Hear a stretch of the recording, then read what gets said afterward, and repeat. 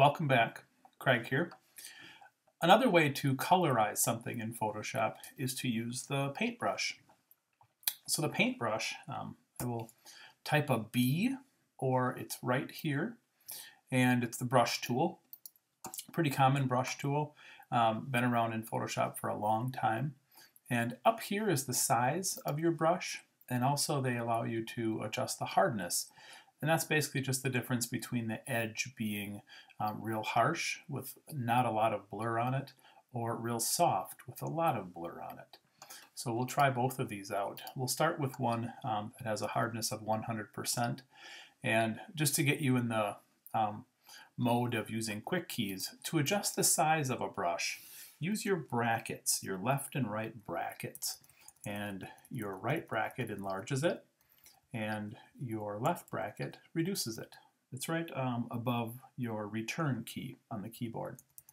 So I have a selection here, and the rectangle, I'm on the layer that rectangle is on. I'll choose a different color here. Maybe we'll choose kind of a, well, one that you can see here. Let's choose this blue. And with my marching ants, this rectangle is selected, again on the layer. I will first remove my effects, and I will just throw this away because I don't want that layer style on there.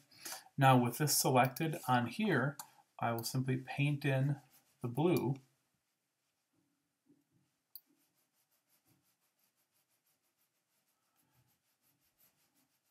Cover the whole thing. Now if I didn't have this selected, it would paint over on that, or it would paint over everything on the layer. So I don't want to do that. But first I could go back to my lasso tool, and I could make any selection that I wanted to. I can make a strange selection here, and then go back to B, go back to the brush, and I could fill that with blue. And it only paints inside of my selection.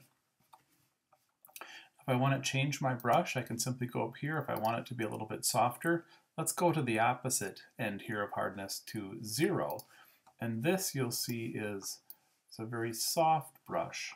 Notice that I'm trying to paint out here, but it's not painting. That's because it only paints inside the selection. So you can see here, it'll paint a softer edge. Let me just get rid of all of this on this layer. I'm going to select all and delete.